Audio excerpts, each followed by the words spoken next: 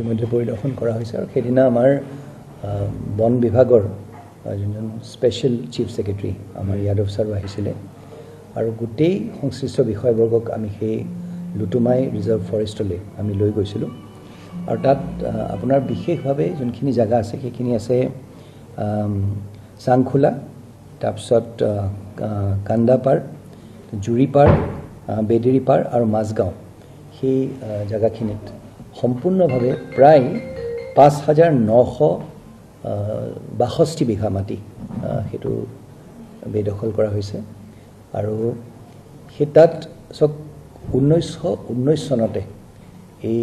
জায়গাটুকুৰা এই reserve forest declare কৰা হৈছিলে আৰু 1919 চনত যদি ঘোষণা কৰা হৈছে আৰু সেই তাৰ কাগজপত্ৰ আমাৰ হাতত আছে তাৰ ভিতৰত আবণ্টন দিয়া বা ধৰি লওক কিবা সেটেলমেন্ট পোৱাৰ সেই প্ৰশ্নটো নুঠে আৰু বিশেষকৈ ৰিজাৰ্ভ ফৰেষ্টৰ ক্ষেত্ৰত সেইটো নুঠে সেই তাৰ বাবে কিবা কাৰণবশতঃ তেওঁলোক আহি পেলাই তাত বসবাস কৰিলে সেইটো আমি মানিছোঁ কিন্তু ৰিজাৰ্ভ ফৰেষ্ট মানে ৰিজাৰ্ভ ফৰেষ্ট চৰকাৰী মাটি মানে চৰকাৰী মাটি আৰু সেই তাত কোনো দ্বিতীয় এটা ৰায় বা দ্বিতীয় এটা মত হ'ব নোৱাৰে সেই তাৰ বাবে আজি মই আকৌ একেষাৰ কথা ক'ব বিচাৰিছোঁ প্ৰায় 3 মাহৰ আগতে আমি তেওঁলোকক নটিচ দিছিলোঁ বা তেওঁলোকক অৱগত কৰা হৈছিলে আৰু এই প্ৰক্ৰিয়া আজি নহয় সেইকাৰণে কাইলৈ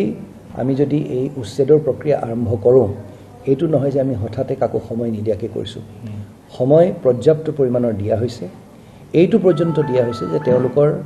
ধান পকা নাই সেই ধান নপকাৰ কাৰণে সেই ধান পকিবলৈ বা ধান কাটি যাতে তেওঁলোক আমি মানিছোঁ তেওঁলোকে বহুত দিন তাত আছো বুলি কৈছে সেই তাৰ বাবে ধান কাটি পেলাই লৈ যাবলৈও দিয়া হৈছে কিন্তু ডাঙৰীয়া চক এটা কথা যে যদি সেই টুকুৰা মাটি ৰিজাৰ্ভ ফৰেষ্ট হয় সেইখাৰ কথা মানুহে বুজি পাব লাগিব সেই তাত গৈ ধৰি লওক বহুতো দালাল চক্ৰই কি কৰিছে তেওঁলোকক বিভ্ৰান্ত কৰি দিছে তেওঁলোকৰ পৰা টকা লৈ এই বুলি কৈছে যে চৰকাৰৰ বিৰুদ্ধে তেওঁলোকে কোৰ্টলৈ যাব আৰু কোৰ্টৰ পৰা গৈ তেওঁলোকে অৰ্ডাৰ আনিব সন্মানীয় হাইকোৰ্টে আমাৰ মহামহিম হাইকোৰ্ট আজিৰ দিনটোত কি ধৰণে চৰকাৰী মাটিত বেদখল কৰাৰ ক্ষেত্ৰত তেওঁলোকৰ যিবোৰ জাজমেণ্ট দিছে সেইবোৰতো আমি দেখিছোঁৱেই সেইকাৰণে মই ৰাইজক এষাৰ কথাই ক'ম সেই দালাল চক্ৰৰ যাতে তেওঁলোকে স্বীকাৰ নহয়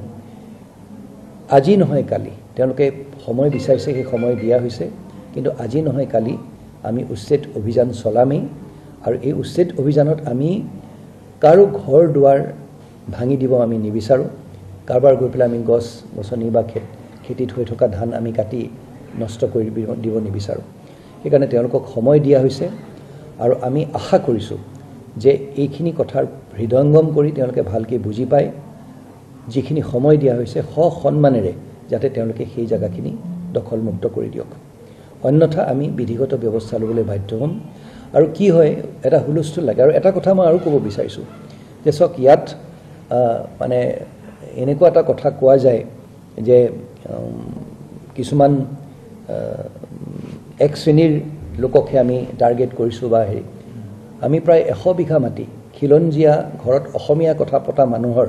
100 বিঘা মাটি তেওঁলোকৰ বেদখল আছিলে মাটি তেওঁলোকে তামোল খেতি আছিলে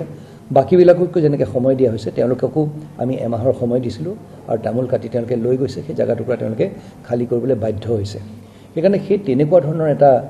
কাহিনী মানুহক হেৰি কৰি সেইটো বিভ্ৰান্ত কৰাটো ভুল কথা